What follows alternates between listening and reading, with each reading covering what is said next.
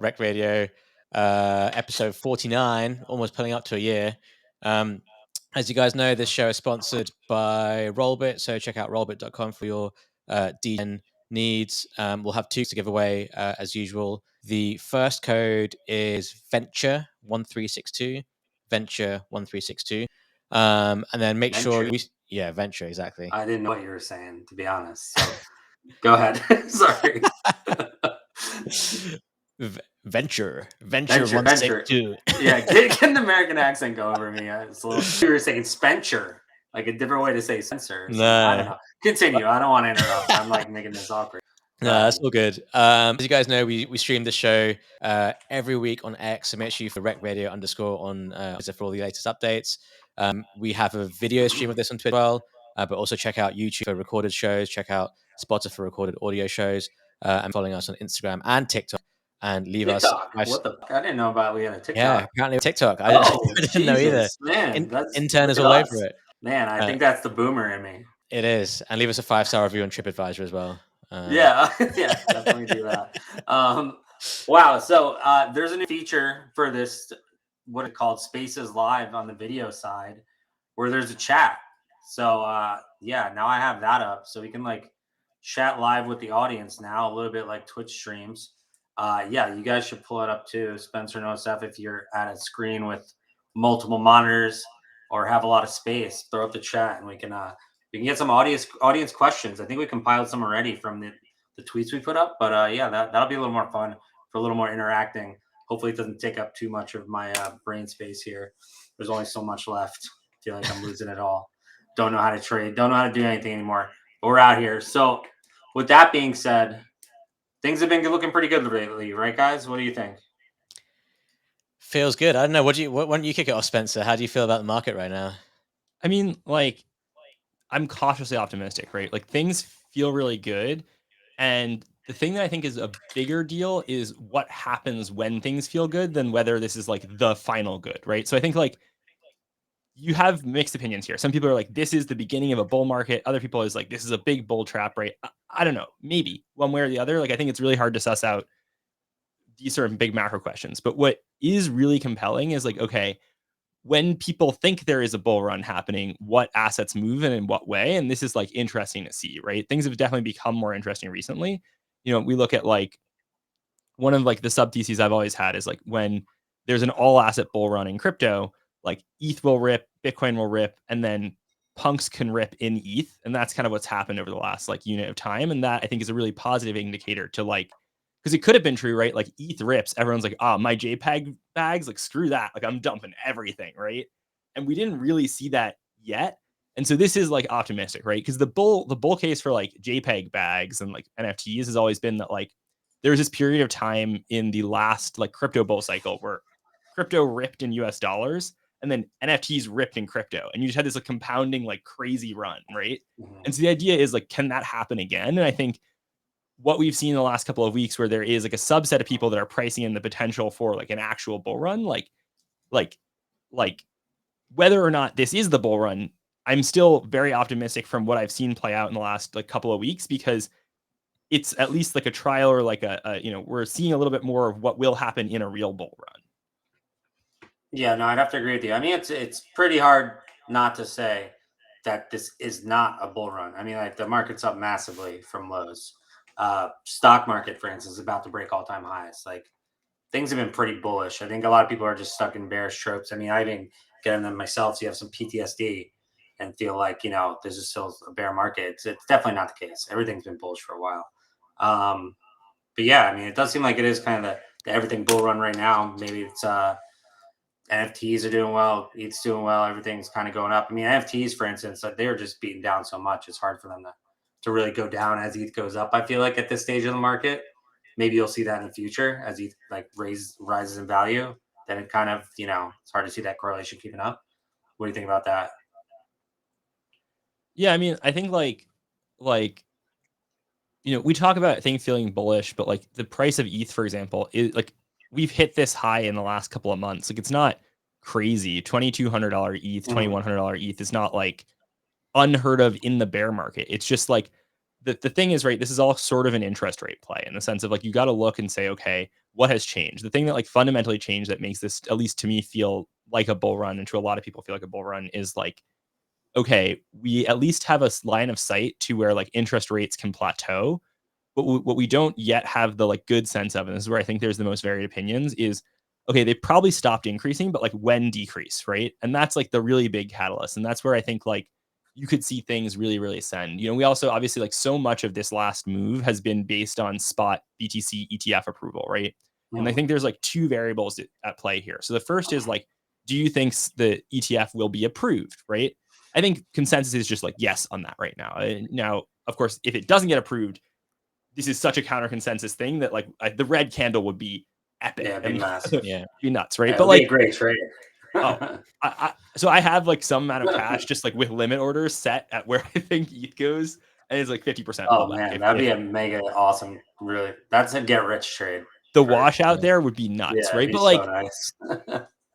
And this is funny because like my fingers are crossed that it doesn't get approved, because then I can just have this crazy trade. But like, I think in general for crypto, it's better that it gets approved, right? So, but then you have the second question. I think I don't hear enough people talking about the second question, which is like, what actually happens after it gets approved? Like, how much is the inflow of capital priced in, and is there real inflow, right? And so I think you've got to think about this, right? The big institutions, if you want BTC exposure, there is like a myriad of ways you could get BTC exposure. Let's say you're deploying like 100 mil, right? You don't need to wait for spot ETF approval. What like spot ETF approval really changes is I think actually like the potential for a lot of inflows from like retail, right? Retirement accounts. I know a lot of people who are waiting on this ETF to put part of their Roth IRA into just like Bitcoin, right? Mm-hmm. And so, the question is, how big is that inflow of capital, and to what degree is it priced in? Like there's a world here where, yeah, we got this approval, we launched the spot Bitcoin ETF, and the inflows of capital to crypto just like aren't that meaningful, right? Like this is something that's so incredibly known to be happening that everyone's just been buying up Bitcoin, buying up like, kind of crypto assets. Like it's not obvious to me that like post Bitcoin ETF approval, obviously probably will have a pump on the news, but like maybe like all of these inflows are already accounted for, or maybe they're over accounted for, right? Like we just don't have a good sense of the order of magnitude of how much capital this actually brings into the market. I think that's an interesting point because, when you look at the ETH futures ETF, for example, like that was the volumes there were tiny, and people were just like, oh, wow, this is like a massive letdown. And even like, I remember when you had like the Bitcoin futures that came to the market like in 2018 or whatever, like it did a ton of volume. People were just like, oh, this is it. And it's kind of shit. But I think, I guess what people are hoping for this time around is it's less about like the volumes that the product does, and it's more about like traditional financial institutions getting in and trying to create demand for crypto. But you're right, like we have no concept of if they'll be successful. I mean, in a year's time they might just be like, oh, that was shit, we're gonna hang up the boots and not push this. But I don't know, I would like to think that if the timing of it is good and the Bitcoin ETF does really well, then all these guys will make so much money that they'll just keep doing it more and more and more, and create new demand for crypto. But I guess that's the hope, and we don't really know how to quantify it or judge it until that happens, I guess. Yeah, I mean, I kind of lean that it's a non-event. I don't know why creating an ETF is suddenly going to change the flows massively from what they were in the past. Like people try to comp it to a gold ETF. It's like gold is like a fucking hard bar of metal. That was a little harder to buy than Bitcoin in its current form. So I think the ETF for like physical metals and commodities obviously changed the game there and helped the pricing mechanism create markets in those senses. But it's like, do we really think that an ETF is going to massively change flows just because people have access to it on, a spot ETF on the stock market or something like that? Just because, Van Eck or Vanguard or BlackRock is backing it? I don't know. Does that just give it more credibility, I guess? Does that mean an institution can put it on its balance sheet in some capacity, or like, your financial advisor can finally recommend it? I guess that is true in those senses. So maybe there will be flows there, but I'm kind of like sort of thinking it's a non-event and that a lot of this has just been front running. But I do think the market should be going up anyway, with just the way like interest rates and everything like you've been saying. So it's an interesting dilemma here. I don't know. It could be a sell the news event down the line too. So yeah. I mean, I think one of the other things that like I don't hear talked about enough is like the importance of like political like kind of regime change in the U.S. potentially like in the next year, right? Like I think a lot of people or underpricing the degree to which like crypto becomes a pretty big issue politically in the US, because you have like on the one hand Democratic Party, which took a lot of donors from SBF, from FTX. Like this is a huge sort of political like image issue, and they've kind of gone really anti-crypto. And this is actually like pushed kind of the Republican Party in the US like much more pro-crypto, I think. And like look, there's a non-zero chance that we have a president in office next year that has his like own shitcoin NFT, right? Like this is like a real thing that is happening. That's true. And it's not even a non-zero chance. I would say this is like a pretty likely chance that we have a president with like his own like NFT shitcoin. Like this is to me a bigger event, a much bigger event than ETF approval. What do you think I'm curious as there goes a spike live on air. Oh, this just shows bullish now. A spike we just higher, spiked up like 700 points in Bitcoin, 37,200. Anyway, a real spike. What happened there? This is a real one. I don't know if there was news or not. I don't have my news stuff up, but just saw that the chart just spike up, and I don't know. I mean, it seems like markets look bullish. But anyway, what were we saying?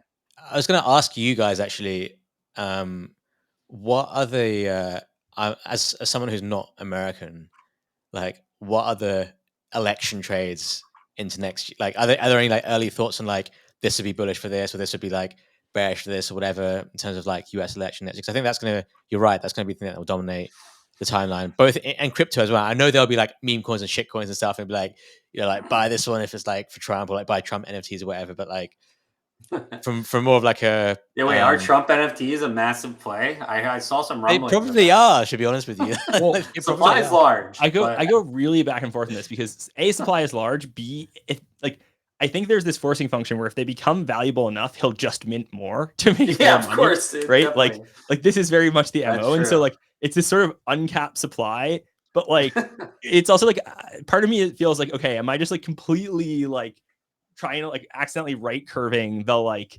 the super left curve play of like the potential presidential shitcoin? Because like these NFTs are like, I think, well done shitcoins, right? Like it really leans into the like unseriousness of this. And so like, but again, everyone thought this was the play. They did series 2.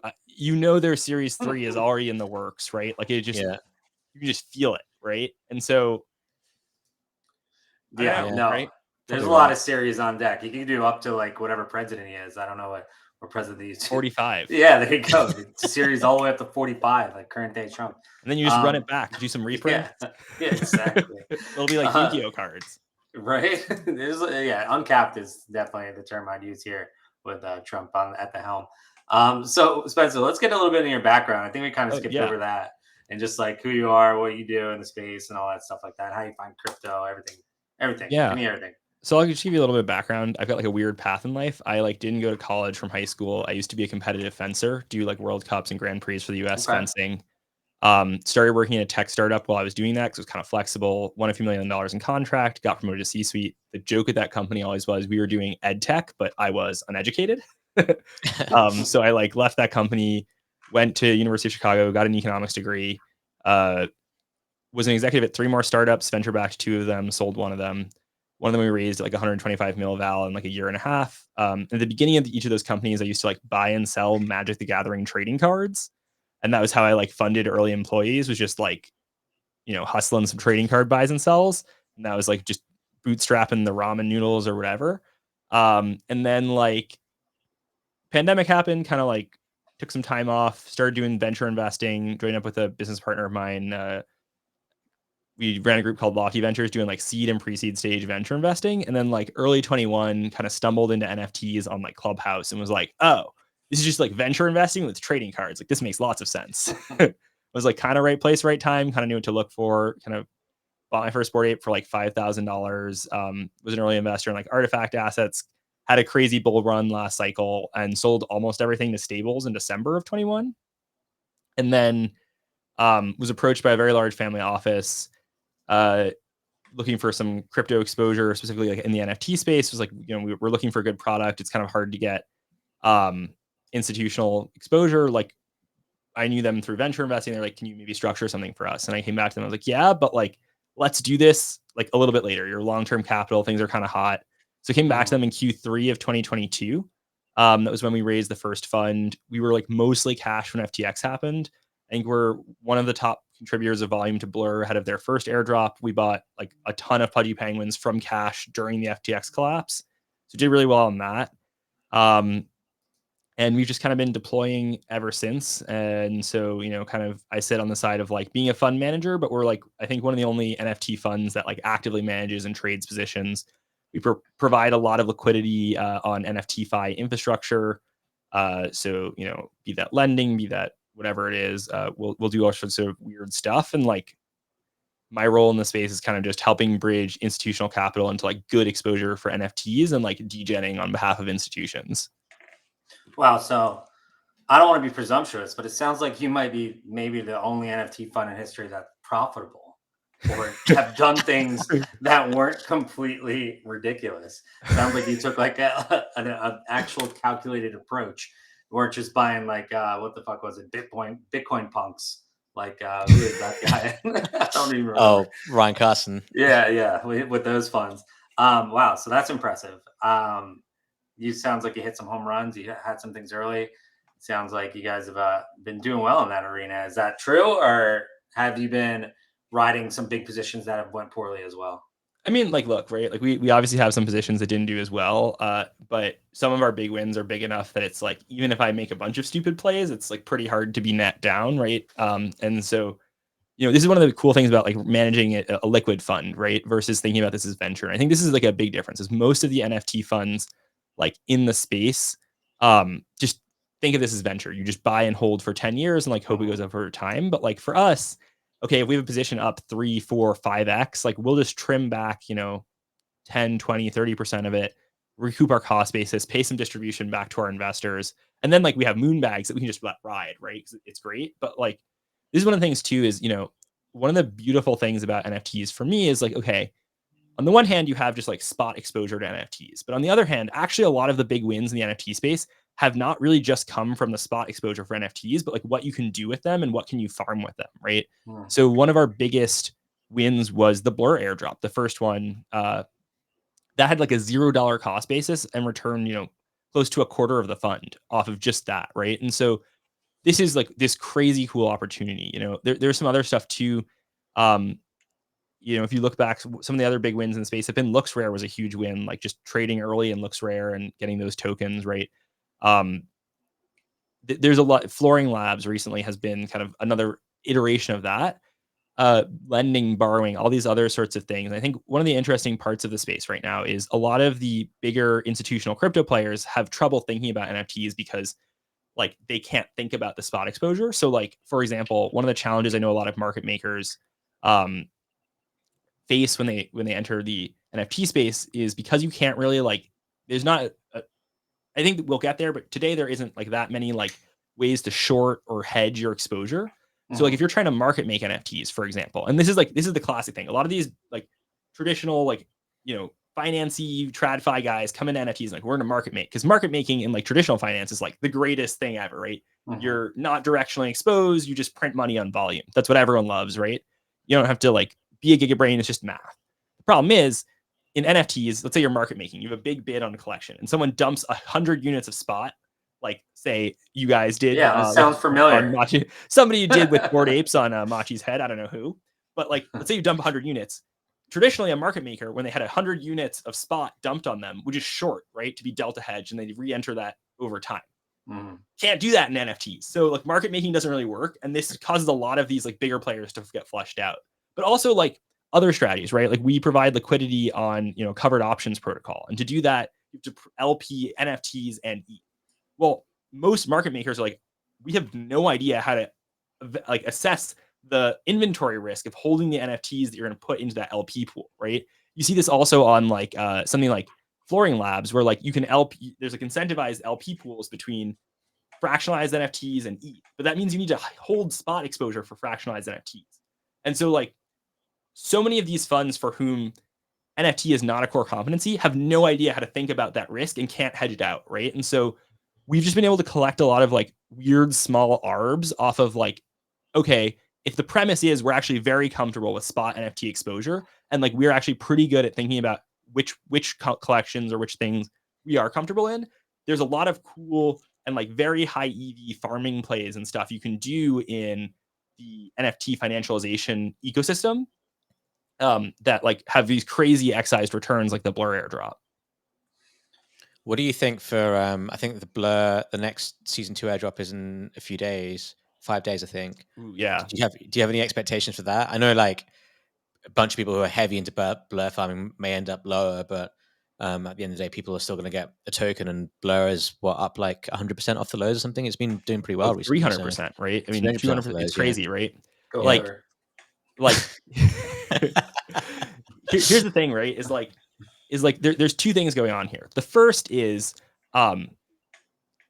there is more so like these big institutions, right? And I'm talking like hundreds of millions to billions of dollar AUM funds. Like NFT space in general is like too small for them to really play in, right?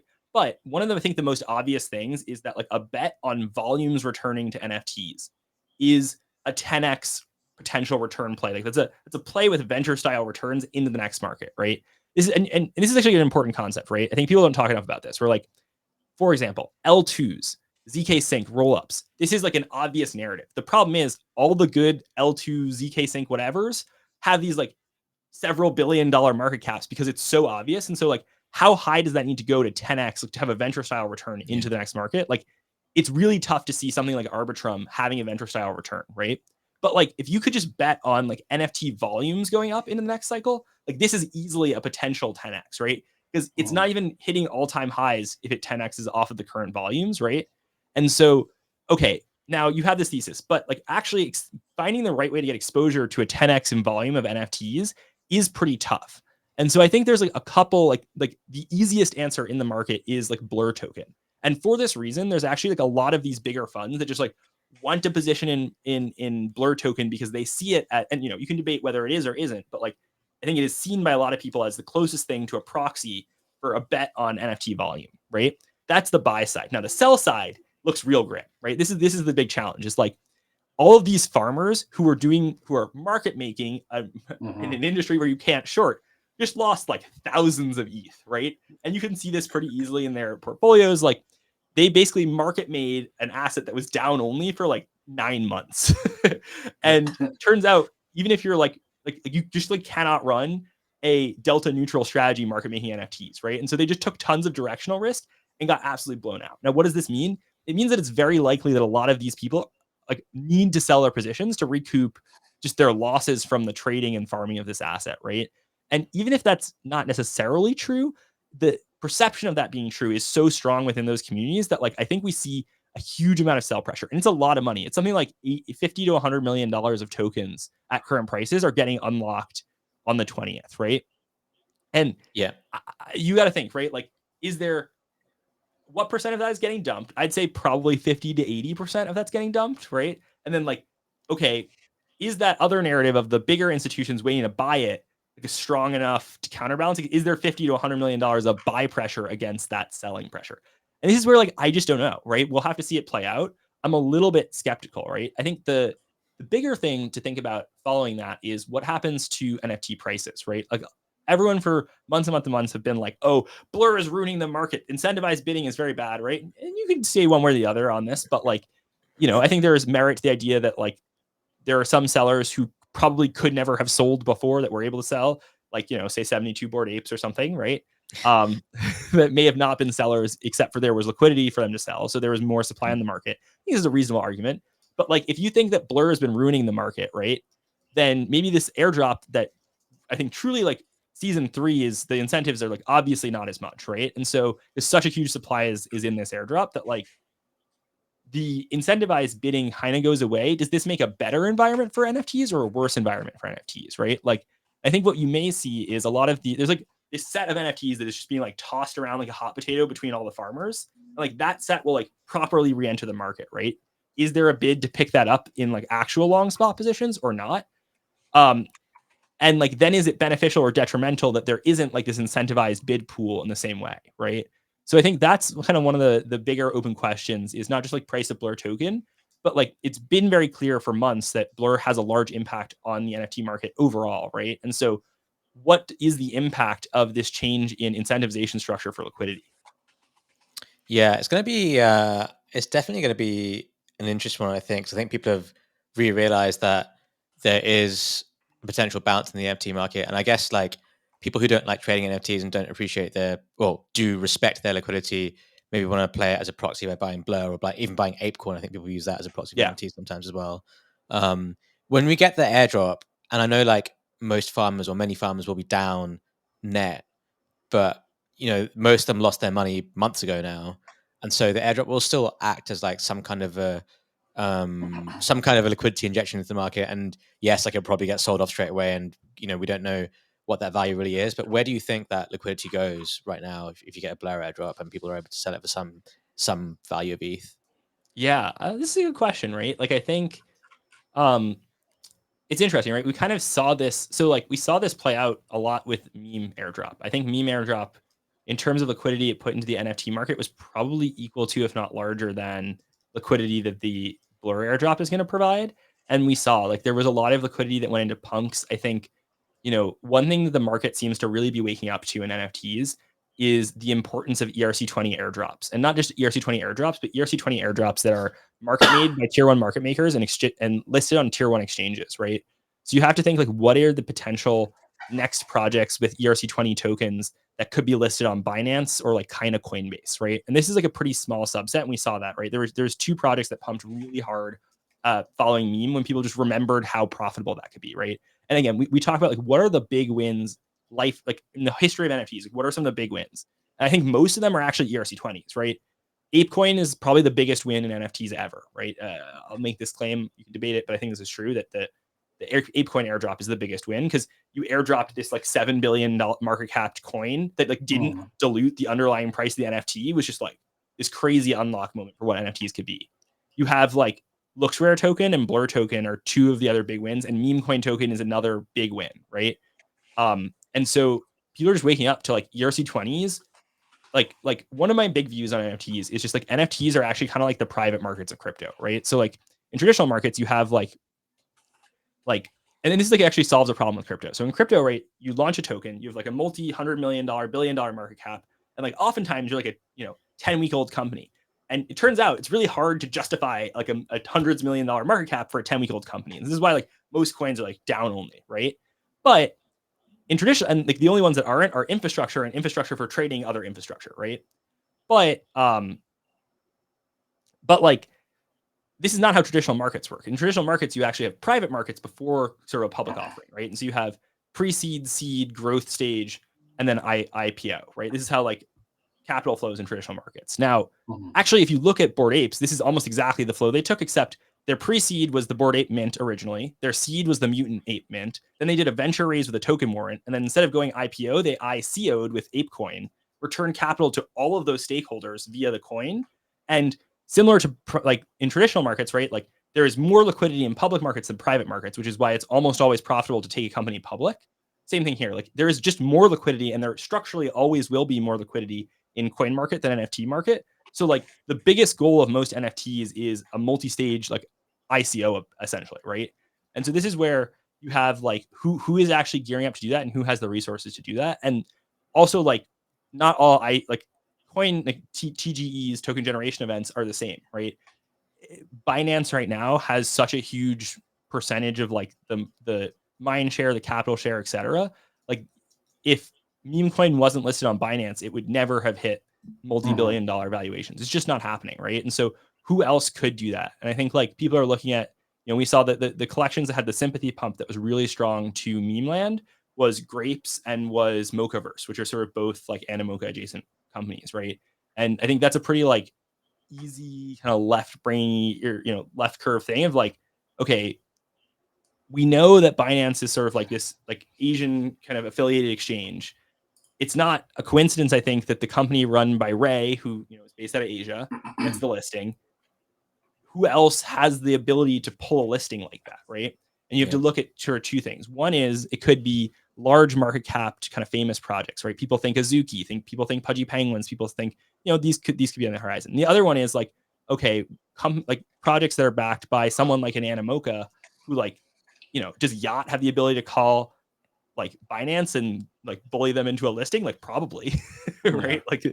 like there's a small list of people that can do that in crypto, and it's like Andreessen, Paradigm, like Animoca. Like there's a couple of these people that have the ability to pull really big exchange listings like that. And then you got to look too at market makers, right?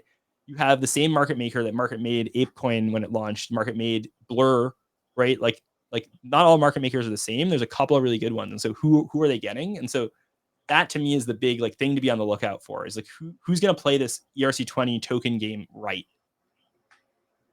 Yeah.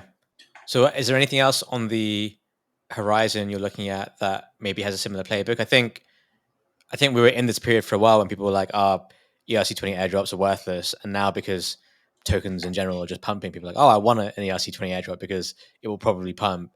And so like the idea of like farming things and, trying to play the next airdrop, I think is probably like a good use of time, especially for people who don't have, I think for anyone who doesn't have like loads of capital to go out there and like spend, what I would be doing if it was me, I would just be going out there farming every single token airdrop as much as I could. Cause it's like, it's a graft, like it's really hard to do, but it's basically free money. But yeah, is there anything else that you have like on your radar? Because you played a lot of people, including myself, were doubters of the whole meme land thing, and I think they just executed it with the perfect timing, and as you said, like raised connections and getting it listed on Binance, etc. He definitely like pulled something out the sleeve that I think many people weren't expecting. But is there anything else similar to that you have your eye on at the moment? I mean, I think there's like the most obvious thing that I see like not enough people talking about is just farming flooring protocol tokens, right? Like that's a token that is currently not listed on any exchanges. And so there's just obvious catalysts potentially in the future for it.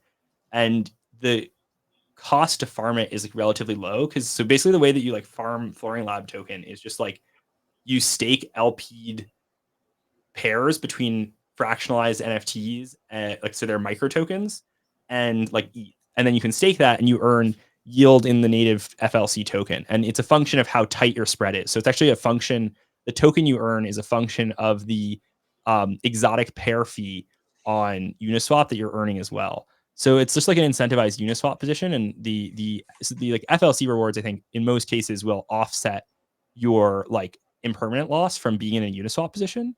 That being said, like the tighter your range is, the more it's really like a directional trade that you like necessarily end up on the wrong side of, right? So if you have like a very, very tight range, this means that you'll buy infinite supply if it goes down slightly and sell infinite supply if it goes up slightly, right? And so if you are selling every time something, buying every time something goes down, selling every time something goes up, you could have just like end up on the wrong side of a dump. So like be careful. But in terms of risk reward, like, you can figure out how to play this if you want, but this is just like I like this token anyway because it seems it's early on. Like this has no listings and still has like I think a $200 million, maybe $300 million like FDV, right? So there is room to run, but like exchange listings are such an obvious catalyst, but also like the opportunity cost to farm this is much lower, right? Like I don't think and it's frankly like much easier. For example, like it's much easier than farming Blur. It's definitely takes a while to get your head around this one, I think. But this is a very complicated one, and you can tell this is built by a nerd because the tokens are start with a Greek letter. There you go. What's like an explain like I'm 5 for the audience on this one? I guess the Uniswap comparison was a good one. No, it's not a comparison. It is literally a Uniswap. Yeah, there you go. Damn, that's pretty interesting. Okay, might have to mess with that. I've actually never even heard of it, so that's how behind the. So this is crazy to me that no one's heard of this. So Flooring Labs has like 10% lower TVL and like maybe 20% lower volume than Blur, but it's pretty comparable. Interesting. Oh, it's cool. Definitely some alpha there. What about like, have you done any of the SocialFi tokens or anything like that? I know those have been pretty popular, but sort of fell off the cliff pretty hard after our episode. Yeah, I mean, I played around a little bit, like on what was the Friendtech, yeah. So I have a Friendtech account. You already forgot what it's called. I was doing Friendtech. That's very damning. Well, I was gonna say. So I was playing around with Friendtech, like, and for me, I was just like, this is interesting. I want to play around with it, but I'm not investing like huge amounts of capital into it, right? So what I was doing, like, I do for my LPs a write up once a month, and so people in my Friendtech shares, I would just post the write up, like with a little bit of confidential information redacted, but like. It was just kind of a cool way to get that out to other people, like versus doing a newsletter or something. So that was interesting to play around with. I think the challenge with like these is again, it's just this problem of like crypto products where like this is an interesting product, but like we've done this before, right? It's BitClout all over again, right? Like we keep doing this, and like I've never met anyone who's like, oh, friend tech survives the airdrop, right? I just don't like it's just so obvious, right? And I think this is one of the things too, is like we went from a world where we were playing in games designed by Andreessen to a world where we're playing in games designed by Paradigm.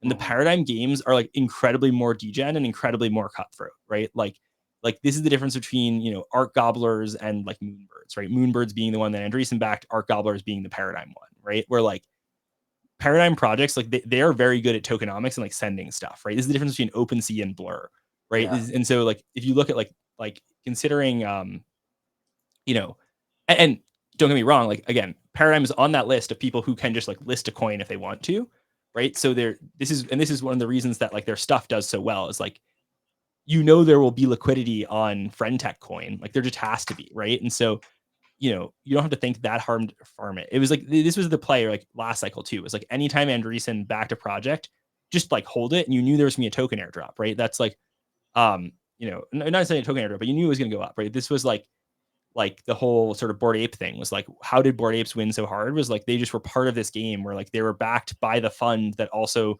owned a large chunk in the major exchange, and like that's a huge advantage, right? Yeah, it's like who has the liquidity and who can force the liquidity is just like your head and You shoulders just above call the everyone else. CEO and be like, hey, I was your first check in your company, or early check in your company. Like I own 25% of it. List this company, right? Art Gobblers was a bad one though. I mean, the NFTs when they came out were solid, but that one was maybe their biggest flop ever, I would have to say. But it wasn't. No, but this is the thing, right? Was it not? So, but this is the thing, is like, what was the point of Art Gobblers? The point of Art Gobblers was just to pump volume onto Blur. No, right? You're right. I forgot and about so, like, that. It was a secret handshake to Blur. No, but this is the thing, is like it was. That was, so what was the day that Blur passed OpenSea in volume? It was the day of the Art Gobblers mint, right? Yeah, you're right. And so this is the thing, is like, this was actually like Blur would never, without Art Gobblers, Blur would never have been the market cap it was, right? And so this is actually a huge win, but this is why I'm saying like this is a much more cutthroat game. Yeah. Right. No. Like the game for Andreessen was like take OpenSea public. That was what they were trying to do. That was the end game, right? The game here is like make sure Blur token is worth like a ton, right? And so that this is like a very different game that you're playing. That's true. Now that you put it, for anyone who doesn't know, Art Gobblers was like some Paradigm backed NFT that had some really complicated tokenomic stuff, launched at some high price, but it proved that Blur was like head and shoulders above OpenSea for trading NFTs. Like you could just see the transactions going off in real time super quickly, and there was a lot of advantageous spots by being on Blur rather than OpenSea when this launched, and the volume was insane. Like maybe you have a better recollection of it than I do, but it was an epic backdoor into forcing everyone onto Blur. So yeah, so I mean, it's hard to think about it this time, but Blur was really like not that popular platform at this time, and so like we were market making, and they dropped it on Halloween, right? At like the night of Halloween, and so we were market making OpenSea to Blur, and there was a 20% spread for like 2 hours, right? Which is bananas, right? Yeah, this is one of these opportunities, right? Like in traditional markets, you wouldn't have a 20% spread, you wouldn't have a 2% spread, you wouldn't have a 0.02% spread. Not with volume, you sure as hell wouldn't. Right? There was like, volume going off like crazy. Yeah. Oh my god, the volume was insane. It was just crazy, and it just ran up, and then they had a token, and like again, you're right. It was complicated, but if you followed it, it was like this is designed to go to zero, but it will pump first. Did it pump? I kind of stopped following it after the first couple of days. Art Gobblers went to like 25 ETH. I know. I think I sold mine at 15. I was like, I'm just done calling it here. That's fucking sick. And then wow. I mean, they definitely did the job then. They sacrificed Justin Roiland, and I think his life has only been downhill since. And so they sold the top of Justin Roiland. They crushed Justin Roiland and his project, and that was that. Now Blur is what it is today because of that, on the backs of those dollars. And Ovi gets to sit here with a lot of ETH instead of some JPEGs that have gone down. It's all thanks to Justin Roiland. Yeah, it's funny. A butterfly flaps its wings in some weird Rick and Morty world, and there we are. Yeah. Oh man. So in the last, I guess, year or year and a half since you've had this fund, what have been some of the biggest mistakes that you think you've made, and like how have you dealt with it, or have you bounced back from them, or just ever? Doesn't even have to be last. True. I love hearing general about people's question. losses and how they bounce back, and Yeah. shared trauma for the audience. I have a couple of answers here, right? So like the biggest loss I guess I've ever taken in NFT trading, for example, was this like rug called Fatalis. It was like early on. They were like 0.5 ETH or something, and I think I lost like 2.5 ETH. And like this is not like the biggest money loss I've ever made, but the thing is, like, you have to understand, Bored Apes were like 2 ETH at the time, and so the opportunity cost of like that ETH is so obscenely high that it just feels really bad, right? From the fund perspective, I'd say like one of the things that I've been trending over time with, right? And like this is something that I'll be very open about, right? Like I run an NFT fund. This concept has existed for like a year, right? Like it's not like you can go talk to the famous historic NFT fund manager from like the 1800s, right? Like, there's no writings on this. There's no textbook. There's no nothing, right? I don't know how to run an NFT fund. You don't know how to run an NFT fund. Nobody does, right? Like I'm learning along the way. We're learning stuff. We're in the arena trying things. And like one of the, I guess, early concepts that I had that was kind of wrong was when I was trading with like a personal account, right? Before I had a fund, a lot of flips were like these like 0.1 to 0.2 ETH NFT like runs. And it just turns out like that's really not easy to scale, right? And one of the reasons that you can get like these 2x, 3x multiples is like if you have, for that to be meaningful to a fund in the like several millions of dollars range, like you need to be buying and selling hundreds. And even just like the mind share of attention that it takes isn't really worth it because the price volatility of the more expensive assets you hold just like assumes the value there. And like I have lost a lot more money on plays of like very long tail small cap stuff than I've lost on like interesting plays with the higher cap or mid tier things. Like I think it's much easier for a collection to go from 1 or 2 ETH to 6 to 10 ETH than it is to go from like 0.1 ETH to 1 ETH. Like that, I guess that was one learning. Now this may change in the market, but that also kind of leads to another conclusion, which is just like concentration of bets, right? Like I think one thing that is also important is it's really easy to like be in the mindset of I should diversify, et cetera, et cetera. And, diversification in general is like pretty good. But the truth of the matter is like, if you look at a market and you're like, there is like 2 good plays total in this market, you should just do those 2 plays. Don't look for the third, right? Because the truth of the matter is like, I'm guilty of this. And I think a lot of my friends that I talk to in the space are guilty of this. Is like, oh, like I should have, 10, like coming in and be like, I want 10 bets in the NFT space and like picking, and then like 5 through 10 aren't good bets. And you kind of know that going in, but they are the 5 through 10th best bets. This space is so small and so many of the operators in this space are terrible. And so much of like what goes on is like stupid that you really should be like very, very conservative and like make certain bets. And then when you make those bets, make them with conviction, go at size, like just go at them. Cause like it's always the small bets that seem to lose the most. And that's really frustrating because you do the math like, okay, I made like these 5 or 6 like kind of YOLO whatever plays and it actually added up to being the significant amount of money where now like I had this great win and it's returned some amount and like it just offset the losses. It didn't like actually be a win. And that's like a really frustrating thing to kind of like grapple with. Right. And I think the other thing too is like, just how do you think about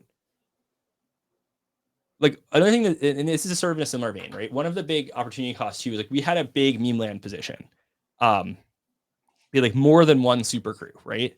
And I was like, okay, we entered that like 4.5, 5 ETH, right? For captains. Captains went all the way down to like 3.5 ETH. And I was like, I don't know. I should have just doubled down and picked up more captains, right? And this was me being like, I already have this big bet. Like, but like, if I liked it at 5.5 ETH, I should have loved it at 3.5 ETH, right? And I did. And like, this was just like like all the math had not changed at all, other than like people were just capitulating, right? And so this is like the mistake was not like A, reserving some more dry powder, but B, like thinking, oh, I'm already so pot committed to this play, I shouldn't buy the dip on it further. Whereas like the right answer was at that time, there wasn't that much else interesting going on. And like, I think about, the cash that I had then that was just sitting, like earning the Fed funds rate, like should have just been in that trade. Yeah, that's fair. I mean, as a hindsight trade though, a little bit. I mean, all of it is, right? Yeah, of course. But no, I agree with the like taking these small positions on these like lottery plays that are nearly like 100% loss rate at 99% hit rate on that loss is definitely something people fall into and do. Like they're addicted to like trying to find the next big thing rather than, going with these winners in such a nascent space that they still can have extreme upside, even if they're the ones that already won. So yeah, that's an interesting way to play it there. Do you play any NFTs on any other chains or anything? Or is it just all Ethereum based stuff? I have a play. People know I have a play on Bodogos, which is on Solana. So I kind of like, I think like I look at Solana. I've been looking for a play on Bitcoin ordinals. I'm not sure what it's going to be yet. Like to me, there's a couple of things that are challenging about other chains. One is just the amount of money available to buy your bags, right? Mm-hmm. I think this has changed a lot actually with the change in price of Solana. But like when Solana was at a $10 billion market cap for the whole chain, it's like, how hard can NFTs run if there's literally only $10 billion in the world that could buy your bags, right? Mm-hmm. Whereas like you look at ETH and there's $200 billion in the world that can buy your bags, like the upside is like clearly higher, right? I think this is like kind of, but like, that's a bull thesis on like Bitcoin ordinals, right? Because Bitcoin, there's way more money to buy your bags than there is on ETH even, right? The challenge with Bitcoin ordinals is like, people always think about, oh, like we're so early. Like, if you look at early Ethereum NFTs, like 99% of them are completely worthless, right? People are like, oh, well, if only I was there for punks. If only I was there. Look, I'll tell you this. When I started trading crypto, I bought Coinye coin instead of buying Doge, right? And if you remember, like back in the day, this was like not obvious, right? And you probably haven't, most people listening to this probably don't know what Coinye coin is. If you've ever seen the South Park episode where Kanye is a gay fish, they took the image of Kanye as a gay fish and put it on a coin. And this one launched around the same time as Doge and was like much bigger, right? But Coinye like sued them and it got taken down. And so it's nothing now, right? But like, even if you were trading at that time when Doge first came out, you like wouldn't necessarily have bought Doge, right? And this is like, same with punks, like crypto kitties. Like there was like these dinosaurs that laid eggs. There was like all these NFTs in 2017, 16. Like maybe you got punks, right? But like there's like people underestimate the amount of stuff that is truly just worthless. And it's actually like higher than you think because all these people rush to just be the first one to get something out. So there's a narrative of being first. And no one ever builds those projects because they're like, we're first. Like this person commenting first on a post on like Twitter is never to comment something insightful, right? Like, and so maybe one of them will end up as this historical artifact, but like this to me is the Bitcoin ordinal space today is like, there's all these people being like first, and it's like something will stick. Something may even stick from this era, but until it's obvious to me, which is the one that's sticking, it's like, I don't know, right? So I'm looking for the play. We'll see. I think Solana has become more interesting. I think Polygon is also like another thing that I'm looking at. It's interesting. Maybe we'll see an Arbitrum thing. I don't know, but like, I think one of the other like sides of this too is like NFTs are actually great for chains. So one of the other conversations that I've had a lot, especially at like KBW or Korea Blockchain Week and Token 2049, is like every L1 that launches really wants an NFT ecosystem. Every L2 really wants an NFT ecosystem because it's one of the best use cases. We're like, okay, we have a chain that like is infrastructure and like we need people to do things. And NFTs, in terms of even if you look at what they are to Ethereum, is actually like a pretty meaningful percentage of all the like actually doing things that are not trading or infrastructure for trading, right? It's just like NFTs.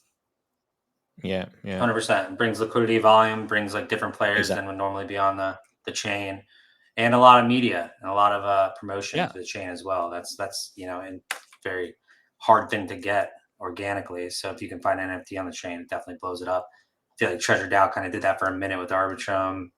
Solana, I don't know what one did that there. What was their popular NFTs? Oh, I guess it was. They moved to ETH, didn't it? Yeah, Utes. It's now it's Mad Lads, Cleanosaurs. Yeah. And ordinals, I honestly can't think of a popular ordinal. There's like you've got like Bitcoin frogs on ordinals. It's kind of like people claim that that's their thing. Some wizards or some shit. Taproot wizards. You've got like ordinal maxi biz. Do you just like look at these projects? I don't know, like maybe right? Yeah, I mean, never know. I don't want to say never because I think I poo-pooed Bored Apes enough on the way since the mint on. So I don't really think I'm a good judge here. I think that's what Spencer's saying too. It's impossible to judge a project off the bat. You don't know what's going to be popular and what's not going to be popular, which is probably why those lottery ticket plays are nearly impossible to hit. Stay away from those. But, or just ape them. Be a DJ. Or just ape them. I don't know. This is Rekt. This is Rekt Radio. This is not like make money radio. Oh man, when you put it like that, maybe flip the advice around. Oh man, that's true. What else do we got on the docket today before we close it up here? I mean, do you guys, what about like one-of-one art? I mean, we've got an artist on the show, OSF here. Does your fund do any of that? What's a fun perspective on one-of-one art or generative art? I think that's the last, NFT area that we haven't discussed yet that I'd like to touch. So like, here's my view on this is like, I think NFT art will have a place. It's like, it's so obvious. It's correct. I think there's a few takes I have on NFT art right now. So we don't trade a lot of NFT art in the fund. And there's a couple of reasons for that. One of which is just the liquidity around NFT art is not the same as around the rest of NFT market. And it's really hard to think about price, especially for one-of-ones. And so you see a lot of funds that will buy a lot of art and buy a lot of one-of-ones and then just hold them at cost on their books, right? Because, oh, it's a one-of-one, we can't reprice it. We mark to market our books so our LPs know how we're doing. Mhm. And for that reason, like, I don't love holding one-of-ones because it's like, I don't know how to mark this to market, right? We'll have some rare PFP collections, but those you can usually do, okay, there's historic multiples on floor price of some of these. Like there's some senses you can get. And you even see this with something like the 3AC portfolio, right? Where the liquidators, when they're liquidating the 3AC portfolio, have to sell the Fidenzas like several at a time because the 3AC had like 20 Fidenzas, right? Yeah. There's like one Fidenza trade a month, 2 Fidenza trades a month, right? Liquidating 20 Fidenzas like might take 10 months, right? And I don't love being in a position that like doesn't have that kind of liquidity because how do you think about its value, right? The other thing that I think about the art market is, to me, way too high a percent of the entire NFT art market is literally just like 5 art blocks, right? And so the NFT art that I do like is I like things, people who are minting on their own contracts, people who are like, and this is not like a knock at art blocks. Art blocks is great, but the art market can't be healthy with like just art blocks being all of the top projects. And like, if you look from an art perspective too, I think Fidenza is just like too much significantly better looking than like most of the other generative art space, right?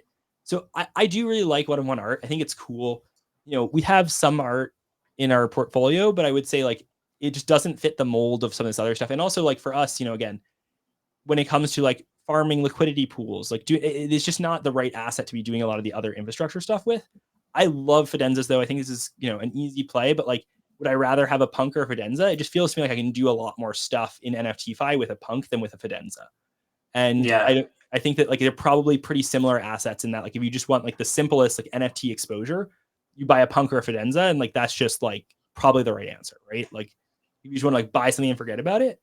The other thing too is like so like I have a lot of art. Like our walls are full of art in our house. Like and this is maybe me being silly and like not NFT maxi. It's just like I think traditional art is like more interesting because I get to look at it all the time versus like I just would rather buy a piece of physical art to hang on my wall than a piece of digital art. Whereas I think like the value prop of a lot of other NFTs is actually like pseudo ownership or exposure to like a proxy bet on the success of a company is much more what I'm interested in than a proxy bet on like an artist. So I think we saw this with like, the biggest example of this too is like Ferocious, right?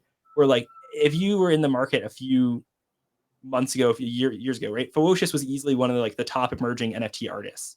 And look how quickly that reputation fell off after something he did in his personal life, right?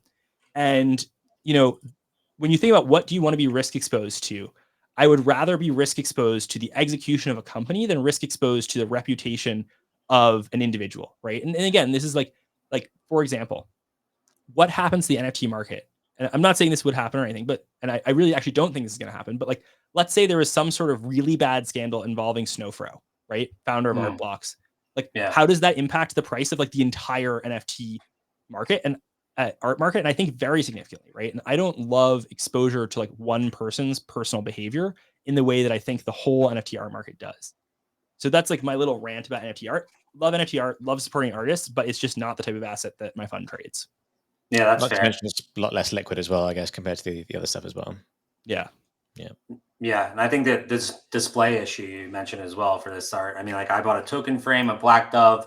Both of them don't have any NFTs on them because it was just such a poor experience trying to get it up. I know I'll probably get a DM right now from both those companies to try to help me, but they're literally both just blank screens in my basement right now. They're just permanently on black. I just can't deal with it. So I'm just like, fuck it. I own like millions of dollars of NFTs and have no digital frames in my house. Like it's just not the way that. And like, I tried, and then it's like your Wi-Fi sucks. Like and then the fucking thing's moving and it's choppy, and then you have to like take it off the wall and it's 50 pounds, and to reset it. I don't know. A lot of barriers to entry here to get this thing on the wall. Let's put it that way. But this is the thing too, is like, I think that like people always like, this is the whole thing with like 3D environments and stuff. People always think the metaverse is going to be like a digital version of the thing we already do. Right. And I just don't think it will be. Like, I think that digital screens will never be better consumption of art than like actual art, like physical paintings and stuff. Right. And so, but that's not a bare sentiment. It's just like, where else do we experience art on the internet in already digital settings? Right. Like, this is why PFPs make a lot of sense to me, because, you know, whereas I don't display digital art in my house, I do display like my PFP on Twitter. And this is like a meaningful like experience. Like, Twitter is the metaverse, which I experience the most, right? Like, do I need a virtual meeting platform where like we're 3D avatars walking around a metaverse? No, like this, what we're doing right now, like Rekt Radio is like very much the metaverse. Like, it's here, we're doing this. We're in 3 different cities, like halfway across the world from each other, talking to people all over the world, right? Who knows? Maybe someone's even in space listening to us right now. Like, this is the metaverse. We're here. We've done it. Like, this is what it looks like, right?